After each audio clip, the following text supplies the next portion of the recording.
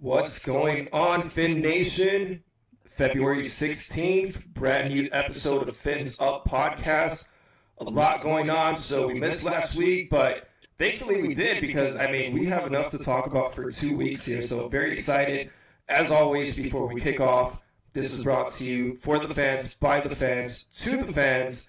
Chad, a lot of information out there today. What are you thinking? Man, Waddle, what's going on, brother? Like you said, it's been 2 weeks. It's been far too long, but obviously we had scheduling conflict stuff and all of that. But to your point, man, we got 2 weeks of information, and especially with today. I mean, goodness gracious, we knew the house cleaning was coming. We knew the massacre was coming, but we did not realize 4 names, and 2 of them being pretty prominent names. But I'm excited, man. I'm excited to go over this, talk about it, to kind of talk about the direction where we're going, to catch up a little bit with you, man, and then just to get this thing rolling, man. So I want to actually kick us off with something and asking you a question. So the inevitable Tyreek Hill happened. The cut. You and I talked about this. We referenced it. But what I want to know is, what did you appreciate about the 4 years, or I should say 3.25 years, since he got hurt in the first quarter of the season this year? What was the thing that you want to say that you appreciate the most about Tyreek? Yeah, that's a good question, Chad. With Tyreek, this team felt different. It was the greatest show on surf, not surf and surf, right? Am I saying it right? Okay. Man, it just felt different. It felt like when you had somebody out there like Tyreek Hill, you had a chance to win. And I appreciated that because it's been a very long time since we had something like that. That season where I believe he got, over 2,000 yards receiving, he was short. He was short. He got 1710 and like 1790. 1790. So, did great that season. Voted number 1 by the NFL, by the NFL players as the best player in the NFL. And, there was always that what if. At the end of the season when Tua gets hurt, half of our defense gets hurt, where you feel like if Tyreek is there, if the team is healthy, he was there, but if the whole team is healthy and we're in the playoffs, we finally get that playoff win we've been wanting, and we continue to build from there. So, aside from the bad, aside from him being late, aside from, the end of year interview that he had, he did a lot of good for Miami. It sucks the way that he went out. I'm not going to remember him that way. I will remember him for that monster year that he had. I believe I had him in fantasy football as well, so thank you so much, Cheetah. And yeah, man, thank you to a player like that. It was awesome to say we had the number 1 player in the NFL.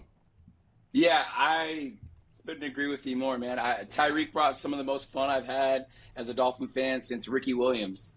I mean, explosion. He brought speed. He brought fun. He almost was like our version of Chad Ochocinco, where he was like bringing back the kind of trash talk swag, a little bit of it. Obviously, all the off the field stuff sucked. We're constantly, as Dolphin fans, having to defend. And you and I being believers, there's a lot of things he did that we probably hated, but he was like, he's on our team, so we got to defend the guy. But then, again, the highs and lows, the highs were a lot higher with Tyreek. And like you said, those 2 historic seasons where it was just complete speed, man. I'm talking 7-yard slants to the house, 2 deep balls a game. I mean, seeing Tua at his elite level with Tyreek and Tyreek's elite level, and just watching us change the narrative where people were like, Tyreek's going to go to Miami and his career is going to be over. And then he follows with his 2 best seasons of his career. The chase to 2000, all of the memories that we got where it just felt different. Again, Mike McDaniel brought in this, like you said, greatest show on surf, and we really, really enjoyed every bit and every piece of it. It sucks that it didn't go into a playoff win, because ultimately that's what's going to be judged, right?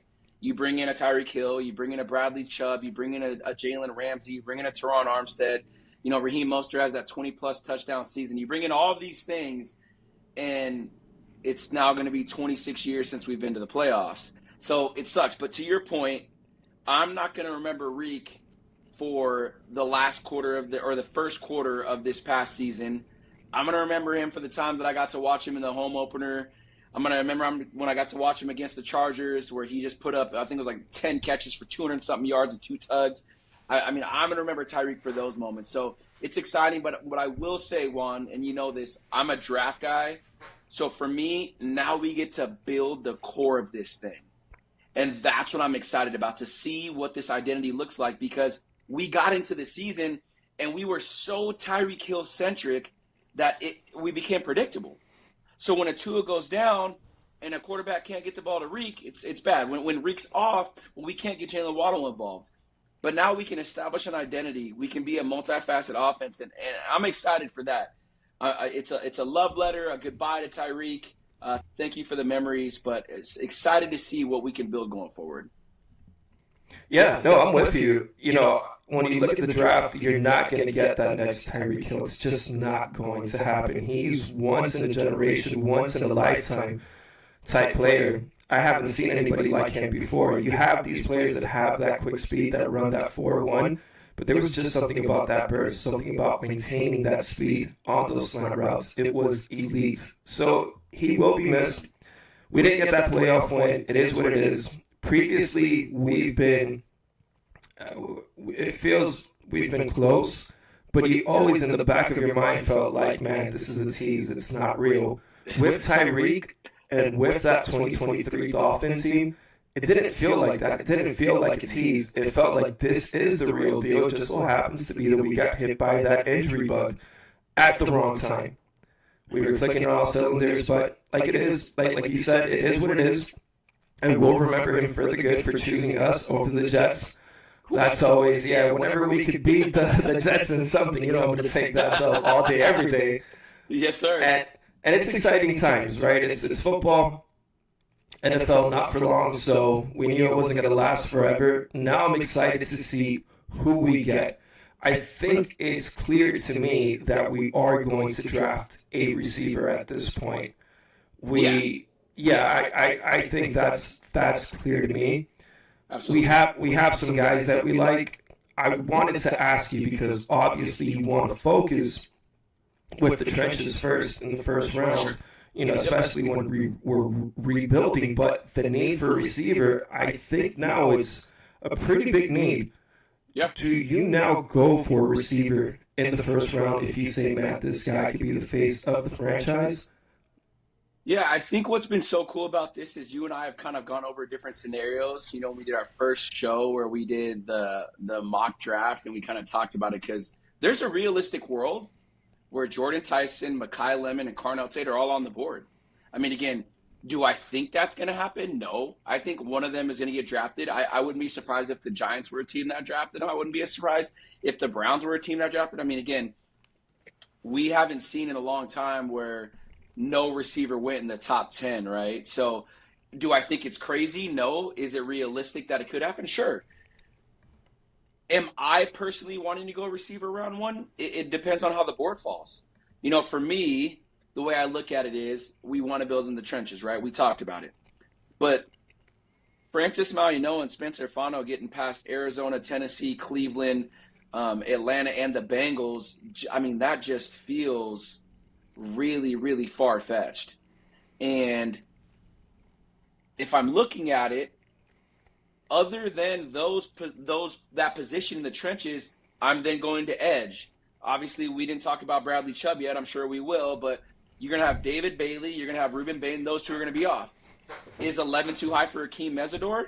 I think so, given his age, because if he's drafted in the first, his second contract will be 30 years old. Then you have Kedrick Falk, which I know is a popular name amongst the draft community for the Dolphins. But my number one player, and again, I think I've shocked this a couple of times for this draft, is Caleb Downs. So if Caleb Downs is there, I'm taking Caleb Downs over a receiver. And that's probably because the way I look at this draft is you have so much depth other than those three that we just named. I mean, we haven't even brought up my guy Elijah Surratt. We didn't bring up Jacoby Lane. We didn't bring up Chris Brazzell. We didn't bring up Chris Bell. Like, there's so many receivers that we can get from day 2 to 3 that I'm more confident in us hitting there than going our first pick. Now, would it be exciting to get a Jordan Tyson? Sure. He's a baller, but he has injuries. Would it be excited to have Carnell Tate? I know you're not a big fan of his, but up until the game that he played against us, he was on an absolute tear. Would it be exciting to have a Mekhi Lemon, who most are saying could be the next Amon-Ra St. Brown? Sure. But for me, the needs that we have and the Packers draft history, other than this past year where they took Matthew Golden, they were notorious for being second, third, fourth, fifth round receiver guys. And I think the direction we're trying to go, you have Jaylen Waddle as your pseudo facto number one, but we need to start adding size. And that's what I'm excited about. I think us adding size and getting guys in there that aren't not afraid to get their nose dirty in the run game and kind of reestablish the identity of this team. So the long-winded answer I just gave you, could I see us going round one? 10%. Do I think we're going to draft a receiver? Yeah, I think we might actually draft two. I could easily see us going round 2 or 3, and then round 6 or 7 picking up another one. Gotcha. And the reason that I asked what I asked, I did make that comment with a buddy of mine after the news broke out that Tyreek Hill is leaving. But there's so many needs with this team, and I know you know your history well, and you know the front office well. So that Green Bay Packer front office, obviously we're getting a version of that with this GM that we have here with Sully. And history, by how you just explained, I honestly did not know they get the receivers in later rounds. So that's an indicator right there. And I'm with you 100%. I do believe that it will be in the later rounds because maybe we don't get Spencer Fernell. Maybe we're not able to get him. I know it because I don't care what the mock draft says. When these scouts see those behemoths up close, I do think they're going to be picked within that top 10. And I also don't think that we're going to be able to get what's his name from the defensive end here? How can I forget? Ruben Bain. And I also don't think we're going to get David Bailey. I agree. But it's not that far-fetched, like you said, to say that Caleb Downs is going to be there. And if he's there, I do think that's a player that you want that resembles everything that's right within a franchise player. You never hear anything bad about the kid. He makes all the right plays. Yep. Not afraid to get dirty. So I know it's not a player in the trenches, but he is a well-rounded player where you could say, man, this kid could do it all. So if you're going to get away from the trenches, it's somebody like that you want. It's a little bit harder for me, as much as I like Mekhi Lemon, if he's there, to get him, because like you said, we do need size. And that's one thing, unfortunately, he doesn't have. But if the scouts say, hey, you know what, we do see the next Amon-Ra St. Brown in him, then you got to trust what you see with the eyes say, right? Yeah, so, absolutely. So it's interesting, and I know we need a quarterback. I know we talk about this in every podcast, as we should, because that's one of the outliers, right? That's one of the things, one of the common denominators within this 26 going to 27 years now, not winning a playoff game, that has been an issue, not having that quarterback. Yep. Trinidad is not going to be in the draft. You know, that was my guy, and I was probably the only guy that wanted him as a quarterback. So if Juan wants him, it's a good indicator not to get him, because the guys that I've wanted have not panned out. But, I got to stick to my guns. So, I love it. So, we got those three third picks. Let's see what we do there. But going back to the first round pick, a guy like Caleb Downs, I'll be super stoked for it. If my Noah drops, super stoked for it. I know it's not the sexy pick, not the Justin Jefferson type pick, right? But it's very, very, very good pick. So it's the right pick. Yes, the right pick. So let's see what happens there. I mean, outside, I know I went on a little bit off topic there for a second, but I wanted to ask you, Chad. We let go of Daniels. Yep. We let go of Chubb. Yep. We let go of Westbrook. Yep. Nick Westbrook-Ikhine. Out of those four guys, is there one guy that he said, man, I wish we would have kept him? So the official transaction report showed that Tyreek was released, James Daniel was released, and Nick Westbrook-Ikhine was released. The reason Bradley Chubb isn't shown is because I believe they're going to make that a designated June 1st post cut, because we save more money. We have less of a dead cap hit. I wouldn't say where I wish we would have kept them, but all I'm going to go back to is James Daniel getting 3 snaps. And the sad part is he came off an Achilles injury, and it wasn't even his Achilles, it was his pec. And it's just so Dolphins and such a Chris Greer thing to actually get a good player on an incredible discount, but it's because he was injured. And for his injury to not even be the thing that kept him out that he came here for. It wasn't even the Achilles. It wasn't even the same region. We're talking lower body and upper body. So not sad, but almost like, man, I really wish we could have saw what that happened. But, I mean, I think this is just the beginning, Juan. I think there's going to be the world where Austin Jackson is going to get traded. I've kind of told you that a couple different times. I was never a fan of the pick, so I'm probably biased there. And he was serviceable, and he had some great moments at tackle. But I think this front office is in full, we are going to get this the right way. Now, let me say this one, because I'm seeing some craziness on the Twitter sphere or X sphere, or however you want to say it, of, well, Devon Achane, you're next. Jaylen Waddle, you're next. So let's just get here real quick. If you're going to build a team, especially a team that's all about draft and develop, and you have one of the best 10 playmakers in the NFL, One of the best 10. Name me 9 better players than Devon Achane with what he does with age, position flexibility, because he does line up out wide and in the slot, and just pure dynamic ability. You don't get rid of those players. If someone wants to give us a couple first rounders, okay. But what you're going to do is you're going to literally get that trade in, and then you're going to draft, guess what? You're going to try to draft another Devon Achane. So let me clear this up. We are absolutely in rebuild. But Devon Achane is a cornerstone piece, a part of the rebuild. The Jaylen Waddle people that are like, oh, trade him. He's 27 years old. He has minimum 4 prime years left. You don't trade that. And we have him on an incredibly cap-friendly contract. If we trade him, we're actually taking a bigger hit. You keep guys like that. Remember, those are 2 players drafted and developed. The other 2, and you and I have talked about it frequently, Jordan Brooks and Aaron Brewer. Unless you truly believe Aaron Brewer is on the wrong end of late 20s, which he's not, and Jordan Brooks just had a miraculous 2 years with us, you keep those guys. You can't go in and sell a fan base, nor can you literally sell incoming draftees. This is the team to be if you literally leave the cups bare. What are you going to do? Trade Devon Achane for a second rounder? Or you try to trade Jaylen Waddle for what, another second rounder? You just can't. So I know your original question was who am I going to miss? James Daniels is the answer because I didn't get to see him. But let me just put a real big halting stop about this Devon Achane and Jaylen Waddle are out the door next, because you have to have good players. Good players create wins. And you heard Jeff Hafley say, just because we're in cap hell doesn't mean we're not trying to win. I'm trying to win. And no matter what scheme you have or coaches you have, it's always going to be better players win the game. We watched that with Seattle. The Patriots walked their way into the Super Bowl and got mollywopped because the Seahawks were better in all phases of the game. Chad, I agree with you.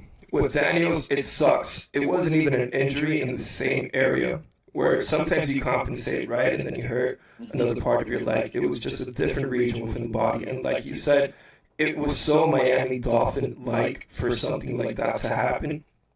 It stinks, right? Yeah. Not going to miss him. Well, I was going to say I'm not going to miss him too much. I'm not going to miss him at all because I just 4 snaps. I mean, come on. But to the fans out there listening, right, I feel like we just had to take a walk with Chad moment. You hit the head on the nail there, and I just want to circle the block. Let's circle the block with Juan to bring this back to full circle. Let's roll. So, Chad, you were talking earlier about we were focused on Tyreek Hill until we couldn't focus on him anymore because it just wasn't working out. So who's the next guy that we had to depend on? Devon Achane. The opposing team knew what was coming and could not stop him. When you have a player so dynamic like that, where you run your offense on him, and he still produces to the level that he produced, you don't have that second guy. Remember, Tyreek Hill was injured the whole second half of the season. That is something special right there. That's what Tyreek was for us 2 or 3 years ago. Obviously, he's 30, and your body, Father Time is undefeated. Achane is still in his mid-20s. This guy has a long way to go. So you listen to context clues. You listen to the GM and what he says. That introductory press conference. What was it that he talked about? We want players that we're going to build around. Yep. For the fans to just have that fly right over their head where, let's trade him for a second, third, fourth, whatever round pick, you're not going to replicate what you're getting with Achane. It's just not going to happen. That, and also he hasn't asked for a trade. He's been somebody where you could say, hey, this guy has a good attitude, somebody that you want on the team. He hasn't caused any issues. So why are you going to give a player like that he drafted in the 3rd round? Yep. Doesn't make any sense, and it doesn't make any sense with the other players that you just mentioned right now. Doesn't make any sense. Make any sense with Brooks. It doesn't make any sense with Jaylen Waddle. It doesn't make any sense to do that with what was the other player, Chad, that he mentioned? Aaron Brewer, who's been an anchor for that offensive line. Obviously, if we trade Austin Jackson, you want to make sure that you have some veteran leadership there. That's exactly what he provides. I remember those interviews that after practice, him saying, why can't we be that number 1 offensive line?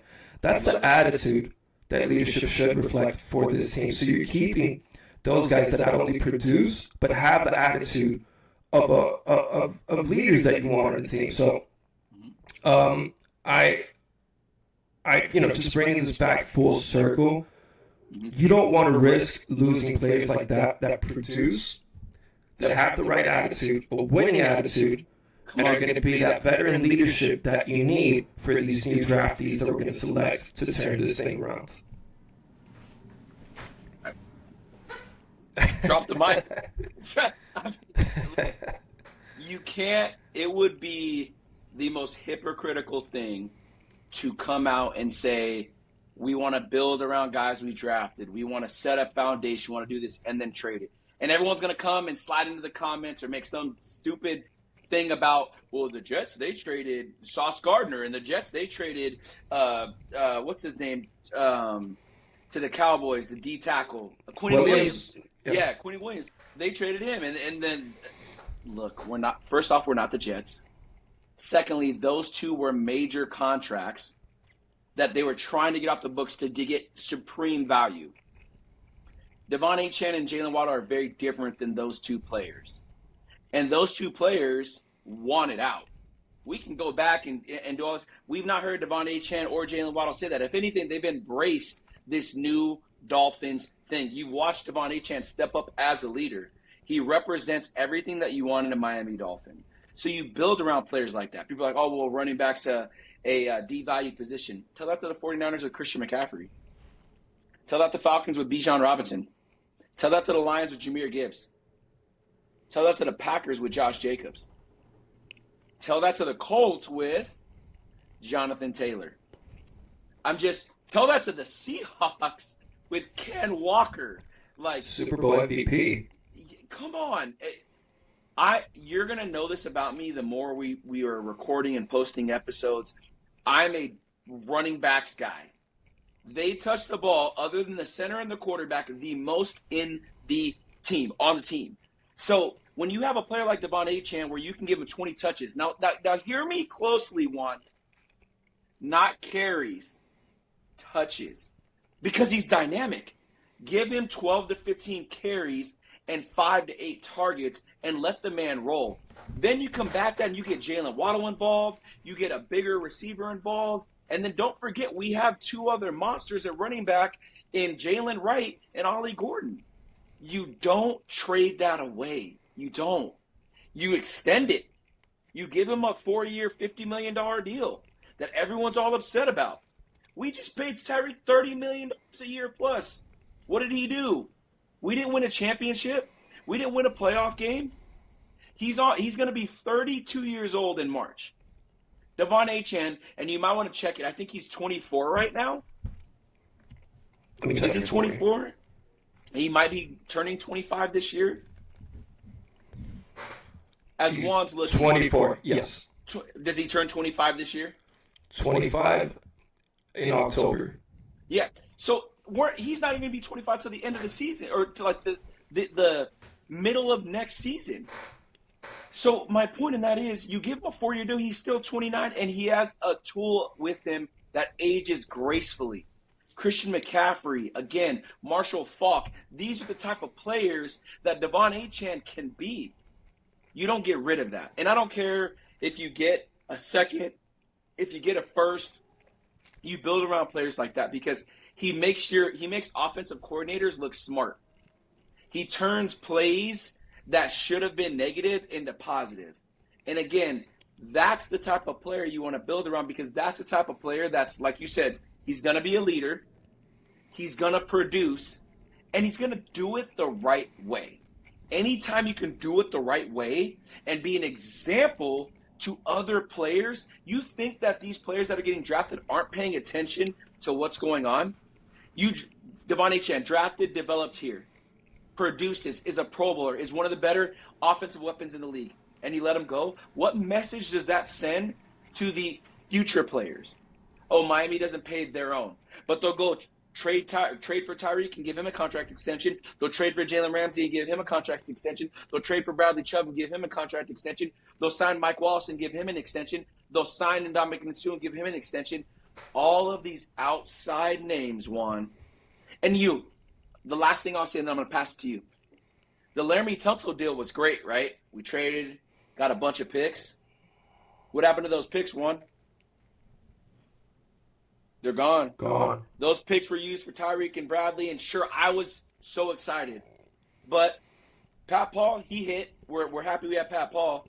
But for a long time, we were trying to replace Laramie Tunsil. Maybe you keep Laramie and you see what else happens. I'm not saying that it was dumb because at the time it was incredible value. You get 3 first-round picks for a left tackle. But we need to be Green Bay South, where we are literally drafting, developing, and retaining. Yeah, I agree, Chad. I agree. I think if you had any other person in the GM position, you would trade Laramie Tunsil and not look back. But there was something with Chris Greer where you just felt this guy's going to get it wrong. You had so many first-round picks, and if you look at the first rounders that we selected and who we could have gotten instead, it leaves you saying, man, it was right to do it, but it was wrong at the same time because who was making the trade and just the outcome that you felt was going to come of it. And sure enough, we were proven right by that, right? Because people just don't trust Chris Greer, and with good reason. Now, I'm not saying Sully is going to be that guy, but I think it would have felt better if Sully would have made those trades, and then with the players that were available in those drafts, I think we would have been better off. Obviously, that's in the past now. There's nothing that we could do, but we could learn from those mistakes. I don't think we should trade Patrick Paul. I don't think we should trade Brewer. I don't think we should trade Achane. None of these guys that are building blocks, you sign them because it does leave that bad taste in your mouth where you're drafting these guys and then they're going elsewhere. I don't want to see another Robert Hunt situation. I don't want to see, Holland, somebody that was here homegrown. Obviously, didn't have the best of years, I don't think, with the Giants, but still, that's our guy, and we're prioritizing the wrong guys that are in the wrong side of their career, right, age-wise. Or Tyreek Hill's not about to be 34. This guy, Ramsey, just a mercenary, he was, 31, 32? You want to get that young talent. I think the Seahawks, if I'm not mistaken, have one of the younger teams in the NFL. Please correct me if I'm wrong. One of the younger teams, and they have the 5th most cap space going into this offseason. That is amazing. So you get to build off of that, and you know they're going to be back there again. You just know. Yep. Did I show you one? Did I send you, or did we talk about the last 4 years of what Seattle's drafted? Did I send you that? No, I haven't seen it. Brother, since 2022, 12 starters were drafted by the Seahawks that won that ring. 12. That is amazing. You know where that GM comes from? Green Bay. Green Bay. You said something, and I don't want to lose it. So you said any other GM would have done that trade. And you said we just didn't perform it right. The outcome was wrong. The process was right. That's the difference. The outcome was wrong. The process was correct. Anytime you can get 3 first-round picks for a left tackle, you do it. Those first-round picks should have been Penei Sewell, Jamar Chase, and Jonathan Taylor. Instead, We got Tua, Austin Jackson, Noah Igbinoghene. Then we trade down and trade back up to get Jaylen Waddle when we could have stayed put and got Jamar Chase. It's frustrating because we all wanted Tua. Like, we can all take that one to the chest. But I can comfortably say I have not met a Dolphins fan yet that wanted Jaylen Waddle over Jamar Chase. And that was before we found out Jamar was going to be one of the best, if not the best receiver in the league. So you're right. What do they say? Don't cry over spilled milk. We won't. But the best indicator of future results is past behavior. So Exactly. the beauty in what we have to do as Dolphin fans, we're in a very unique place. You brought this up to me and we talked about it. We were 32nd of starts out of our draft picks, and number one of starts out of their draft pick was who? Green Bay. So our past behavior would tell us we're going to trade our draft picks. We're going to go get age stars that are either right in their prime or at the end of their prime, and we're going to mess it up. But what's unique is we pulled from the best drafting organization, and now we've got to reset our brains to say, okay, if we're looking at past behavior is going to equate to future results, go look at Green Bay's roster. Outside of Micah Parsons, everyone was drafted. I believe their safety, I can't remember if it's, I'm having a brain fart for their safety that they got from the Giants. Landon. Is it Landon Collins? No, that Lyle Collins is the tackle. Is it Landon Collins? Type in Green Bay. Xavier McKinney. Xavier McKinney. There you go. Outside of Xavier McKinney and Micah Parsons, that's a drafted and developed team. That's what we're going to bring here. Now, what I'm going to ask you, Juan, is because you mentioned it, and you're right. We're going to bring it up every show until we find out what happens. Is Malik Willis a Dolphin? I think signs are pointing to us trying to make that happen. Okay. I just have a feeling. So we're cutting these players. You're hearing the rumor that they want to get away from Tua. So they want to bring a veteran quarterback. So it's either going to be somebody that we're going to trade for, or it's going to be somebody that we sign. Obviously, the hot ticket right now is Malik Willis, just how he performed, right? Yep. With Green Bay, and there's that. It's a familiar face. They know how he operates. So it feels like that's the direction that they want to go. I just don't know if the cap space is going to allow for that to happen. But regardless, when the news breaks out, because I do think that it will break out that Tua is gone, you're going to have to sign a veteran quarterback. Even if you draft your quarterback, we know we're not going to get a first-round quarterback. We're not going to get that quarterback, that Joe Burrow, where you know he's your day one. He's going to start. That's just not going to happen. That guy is not here in this draft. So it looks to me that it will be Malik Willis. Okay. If not, it'll happen through the trade. And there's some names that I like. I know we talked about it before, Mac Jones. Mac Jones was a name, but San Francisco came out saying they're not going to trade him. That's not the plan. So the other name would be the Texans' backup quarterback right now that had a pretty good run. Yeah, I like him. I'm not saying that he's going to go out there and win a playoff game. That's not what I'm saying, but it'll be competitive. It'll give time for the next quarterback to grow, and that's what you want to see. So I'm between Malik Willis if we're able to free up the cap space. Again, I'm not sure how that works, how much cap space we really even have. I think it's like 2 or 3 million right now. It's not a whole lot. Yeah, we're under with the moves that we just made, and then once they do the Bradley Chubb move, we'll be under by I think 10 million or something like that. But then we have Tua's money that's going to be hitting.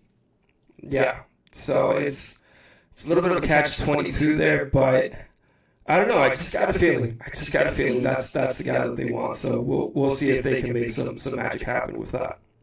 Yeah, I'm with you. I have a buddy who is a Titans fan, and I remember telling him, because he ended up being a Will Levis guy, and I was like, man, the one that you guys had was Malik.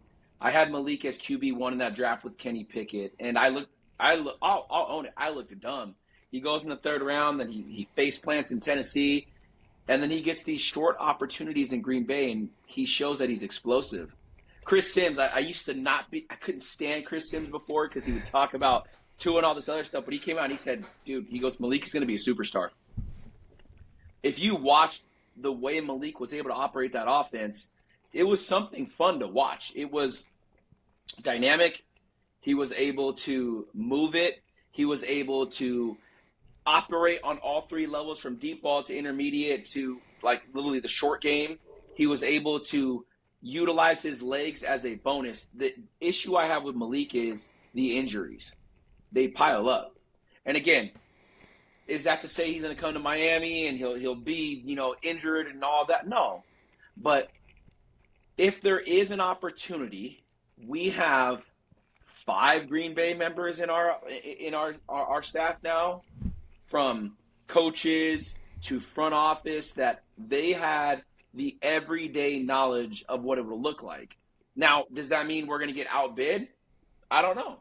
You have Arizona, who needs a quarterback. You have the Jets, who need a quarterback. You have Pittsburgh, who's going to be looking for a quarterback if Aaron Rodgers doesn't come back. Like you said, outside of Fernando Mendoza, there's not a dude. Sure, there's guys that have potential in Taylon Green and Drew Aller and Garrett Nussmeier and options. And I know I purposely didn't put Ty Simpson in there because I'm not a Ty Simpson guy. But the reality is, I agree with you. Whether we get Malik or not, we're getting a veteran, and I think we're going to draft a guy on day 3 because that's the Green Bay way. Now, we hired a quarterbacks coach, and we hired some offensive personnel that continues to gear towards what you and I talked about, the college coach movement, where it makes me really believe we're going to be taking a very draft-centric approach. And I think in an ideal world, Juan, what Jeff Hafley and what Sully want to do is they want to trade back, which I think all of us would like that. The issue that I have, Juan, and I'm going to ask you this. I want to know your forefront answer. And I know I'm going all over the place. This is what happens when we don't talk for 2 weeks.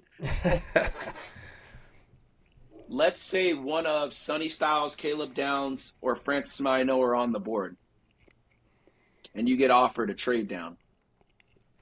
Are you doing it? So let's add a little bit of context there. So it's a trade down. Yep. What am I getting out of this trade? Let's say you'll get, obviously you're going to get your first rounder, like you're going to switch first rounds with, let's say it's Pittsburgh. I don't know. I think they have pick 20. You'll get a second rounder this year, a third rounder this year, and a fourth next year. So you have Pittsburgh's first, their second, their third, and a fourth next year. You doing it? Yes, I'm doing it. The reason I struggle, again, Caleb Downs is my number 1 overall player. Francis Marianoa, I have his OT 1. He will be a top 5 player for me. I know a lot of people are saying, oh, he's not. I mean, I think he's awesome. And it's not just because I'm a Hurricanes fan. I think Francis is awesome. Those are building blocks. I don't want to get in a world where we trade back, where I have where you're at. The safeties in this draft, Juan, you and I have talked about him. I mean, dude, Emmanuel Warren McNeil, A.J. Halsey, Jaylen Kilgore, Jacoby Thomas. Who am I missing? There is a multitude of absolute dogs at safety. Tackle, not as much. But when we are trying to stockpile picks, moving down 9 spots sucks and it hurts. But if you can get 3 quality players rather than just 1 star, that would be hard for me to say no. And again, that's with me saying Caleb Downs is my number 1 overall player. Nothing is going to change that. So, yeah, I'm with you. Yeah, there's a lot of quality players out there. Are you going to be able to get the same production that you would from Caleb Downs? No, but you're going to be able to get production elsewhere as well. So let's say if you have to choose between 1A and 1B. Well, now you have 2 second-round picks. Now you can get both of those guys. The decision isn't as hard. And we're letting a lot of guys go. You really want to get this youth movement out of the way now, if you can. Build with as many players, young players, as you possibly can. And then maybe next season, you take a different approach. But right now, I think we have to focus on what we said we will focus, which is a youth movement. I mean, they're saying it without saying it. They're releasing their guys. This is a full rebuild, and I'm excited for it because this really is a full rebuild at this point. I know you mentioned the chat, so to your point, we let everybody in the front office go. We're now getting new players in here. We're going to do it the Green Bay way, which is proven, if we look at the Seahawks, that's really the blueprint that you want to follow. So if we're going to do it, I say we go all the way. Because one too many times, we've become in love with these players where we convince ourselves, this is the guy. Just like you, Chad, I wanted Tua. Tua was the guy. I felt for it. The left-handed Drew Brees. Didn't care about the hip. I compared the hip situation to the shoulder situation with Drew Brees. This guy's going to be okay. He's very accurate. And I was wrong. You just don't know with these guys because the injuries, it can happen to anybody. So Caleb Downs, and knock on wood, because I don't want this to happen to anybody, he could get hurt. Yep. So getting 5 players for 1 in the NFL, and 5 quality players at that, because we're talking about an additional 2nd, 3rd, 1st, and then a future 4th round pick. Yep. In a draft that's heavy with a lot of talent, especially in the defensive backfield, like you just alluded to. We're not going to get that same production, but we are going to get very, very good production from an A.J. Halsey, from a Zach Wheatley, from Penn State. Right. So you just don't know. Kamari Ramsey from USC, Genesis Smith from Arizona. Yeah. The players are there to be had. So, yeah, I would say you trade Brad. Now, if you tell me, Juan, we'll give you a 1st round pick in the same year's draft and a 3rd round pick and a 3rd round pick on the next season on 2027 draft, there I'll be a little bit more hesitant. There I'll be like, okay, no, you're going to have to throw in the 2nd round in there. Yep. So I think context is very important. I wouldn't trade down just for the sake of trading down. Yep. That's a different story for me. I agree with that. I mean, you put it beautifully, brother. I think the reality is the needs that we have. I mean, if we're talking corner, like let's just go over needs. So even if we keep Minkah, which I hope we do, I feel so bad for Minkah, by the way. Like, both the times he's been here, we've been bad. We've been set for a rebuild. Like, it just sucks because he's such a great player, and he was drafted by us. He wasn't necessarily developed by us, but, like, let's say that we keep him. The other safety, I mean, we have 2 safety spots that we need to fill. Yes, Dante Trader Jr. is still there, and we want to see his development, but we do. Rasul Douglas and Jack Jones were free agents. Kader Kohu was a free agent. So, yes, Juju Brent's coming back, but he showed you couldn't be healthy. And then you're in a situation with, like, Jason Marshall where it'll be his 2nd year, but, I mean, he's a 5th rounder. He kind of showed, but he kind of didn't. So we need at least 2 cornerbacks. We need at least 1 or 2 safeties. We need an additional linebacker. We need 3 edge rushers because you got rid of Bradley Chubb. You have no Jaylen Phillips. The only healthy guy on the roster is literally Chop Robinson, and he hasn't showed us much of anything. So you need edge rushers. We just talked about receiver. I mean, outside of Malik Washington, Taj Washington, and Jaylen Waddle, the cup is bare there too. Yeah, you have Theo Weiss, but that's an undrafted guy. So you need at least 2 to 3 receivers. Tight end, I mean, we want to bring Greg Dulcich back because he's a good football player. But then you have Julian Hill, who I believe he'll be a restricted tender free agent, so you have that there. And then you need to bring in a quarterback, and then let's see if we keep Alec Ingold. So we just talked about basically the only position that we are set at is running back and maybe D tackle. So, yeah, this isn't the time for us to pick a guy when a trade down option is there. But to your point, you don't trade down just to trade down. You don't just say, I'm going to trade down to pick up 1 extra pick. No, the value chart is there for a reason. So we've got to have that beautiful balance of, like, a team. Let's say a team wants to get ahead of the Rams because the Rams, Matt Stafford already said he's coming back. But let's say the Rams are like, you know what, we can develop Ty Simpson for 2 years. Because if there was a team that could develop him, let him wait, it's the Rams. Because they know they're going to be too good to be able to get into this 27 hunt where there's going to be Arch Manning, your boy Darian Mensah, Dante Moore, Sam Levitt, like CJ Carr, Julian Sand. Yeah, there's a lot of names, but as always, A couple of those names are they're gonna literally flame out. They're not gonna be who we think they are. They're gonna go back to college, this, that, and the other. So if we can get a team that's enticed enough to say, you know what, I want to get ahead of the Rams because the Rams are going to take Ty Simpson, great. If we get a team that, let's say, a Ruben Bain slips, as much as it would hurt my soul to watch us pass up on him, he's a premier player, and teams that are in the mid to late 20s are going to be enticed to trade up because they're looking for one more piece as opposed to us where we're looking for pieces. So the evaluator draft guy in me and then looking at Green Bay's history says we are absolutely the trade down team, and we should be. We should be. It hurts to not get good players, but I trust in the Green Bay way and the way they were able to unearth talent and find value guys in a draft that may not be star-studded because it's not, but there is depth. And the crazy part is the depth is in positions that we need. One, safety, off-ball linebacker, edge rusher, receiver, corner. Those are 5 areas that are deep where you're going to get – it's not too different from – other than Caleb Downs, the safeties that you're going to get in round 2 to round 5 are similar in play. You and I are big Jacoby Thomas guys. There's a world one where he's a 5th rounder. Sign me all the way up.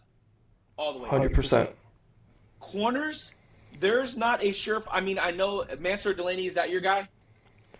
So my guys, Jerry McCoy and D'Angelo Ponce. Those are the 2 guys for me. That's right. So had Jared McCoy been able to play, he would have shown that he is Revis. The dude is a baller. And the talk is back like, man, 24 film, you're not going to find much better. But you have Mansour Delaney. You have Gerard McCoy. You have your boy D'Angelo Ponce. You have Keontae Scott, which I know he's a slot corner. I get that. You have Chris Rodriguez from San Diego State. You have, there's names out the wazoo for DBs that we can be getting. You have the Hakazima guy from Cal. Like, there are players all over the field for corner, which is what we need. So in a draft that has depth, this is where we need to lean into that depth and start drafting for value rather than simply saying, let's just take this guy because he's going to help us immediately. Yeah, absolutely. And, Chad, I think you said Chris Rodriguez. It's Chris Johnson. Johnson, that's right. Chris Johnson, but I know where I think your mind was going was Jacob Rodriguez, too, from Texas Tech, because we talked about both of them so much, which I love both of those names. Yeah. Jacob Rodriguez and Chris Johnson. Chris Rodriguez, he's the running back for the Commanders, right? Yeah, the Commanders, yes. Yes. Yep. Okay. Yeah. I knew I mixed it up. I could feel it. Yeah, no worries. I wanted to say something there to bring it up because I do like Jacob Rodriguez. I know we talked about him a lot, so I figured maybe that's where your mind was going. And I do also really like Chris Johnson because we haven't talked about him enough. And that's another great corner right there. I mean, I don't think – I know he's not to the level of a McCoy or the LSU cornerback, but he's a very good cornerback. Delaney. So, I mean, absolute dogs, man. Again, people aren't as high on this draft as you and I are, but the depth is there. There's a lot to love and a lot to be excited about, in my opinion. Heck yeah. No, I'm with you. And if the trade back is there, like you said, as much as it'll hurt me not to draft a Ruben Bain, because I'm a Miami Hurricane fan, man. Big time fan. But you got to do what's right. You got to do what's worked. And we brought this guy here for a reason, the GM. So if we're going to stick to the blueprint, we got to be true to it. Yeah. And history says you trade back. So let's see. I wanted to ask you, Chad, anything that we were missing that you wanted to bring up that I want to make sure I didn't miss anything. Yeah, I mean, again, obviously, Bradley Chubb, he was awesome with us. In the times that he was there, he'll be remembered for the ACL tear, and I feel like that's a disservice to him because he did so much where, from a leader standpoint, where we could have given up, and he would go up to the mic on the press conferences and say, "Hey, we are here Like, we are fighting. And no one understood why we traded Jaylen Phillips and kept Bradley Chubb. And I look at it as he was the glue that kept the team from completely unraveling, which I know everyone wishes we would have unraveled and had a higher pick. But, like, here's the reality. We just talked for 15 minutes about why we should trade down. How much more would it hurt if we had the number 6 overall pick, and as Hurricane fans, we watched us trade down when we could have drafted Ruben Bain? Because that's what, I mean, at the end of the day, I believe Jeff Hafley's first pick is going to be a trade down. I don't find a world where, I mean, it would have to be monumental, because if you look in the top 10, I can give you 10 names I think are going to get drafted ahead of us. You have Fernando Mendoza. You have Francis Mauigoa. You have Spencer Fano. You have Ruben Bain. You have David Bailey. You have Jeremiah Love. You have Caleb Downs. You have, who am I missing? Sonny Styles. Arvell Reese. Styles. Yeah, like you have, I'll give one more name, Gerard McCoy, Mansour Delaney. Like, there is talent up and down the board where, yeah, there's going to be good players when we're there. And again, I'm not a big fan of this guy. I know at first when you and I talked about it, you were, and then you watched the film, Peter Woods. I pray he goes in the top 10. That just means another good talent's going to go down. This is not the draft unless you're in the top 5 where you're like, man, this is a home run. Because there's a world, I mean, I'll give you a preview of my top 5. It's not like cemented, but Fernando Mendoza, Caleb Downs, Francis Mauigoa, Arvell Reese, and Sonny Styles. Like, I'm big on those. Like, those are my quote unquote guys. They could all flame out. You give yourself a better opportunity when you have more shots to take. And that's where I think Green Bay, their process, because right now we have 8 confirmed draft picks. We're probably going to get screwed out of getting that 4th rounder for Javon Holland because they just refused to. They just kept playing Nick Westbrook-Ikhine and then Ife Ilamafuanwu, the safety. Yep. So we probably won't get that. But I think that Jeff Hafley and John Eric Sullivan are going to come up and say, we want to leave this draft and have drafted 10 players. And I think the way to do that is to trade down from first. And obviously we've done mock draft simulators and we don't know what's going to happen on draft night. Crazier things could happen. But I just want to give a shout out to Bradley Chubb because the astronaut did his thing for us. He literally kept it together. He was all class. He took that entire pay cut. Like, let's not get fooled. It was a massive pay cut. And when Jaylen Phillips got traded, he kept the ship afloat and he kept the guys playing. And he busted his butt off, and I'm excited to see where he ends up because I think he's going to be a good player on another team. Yeah, Chad, I don't want to add anything to what you said because I feel like you were spot on with everything that he did say.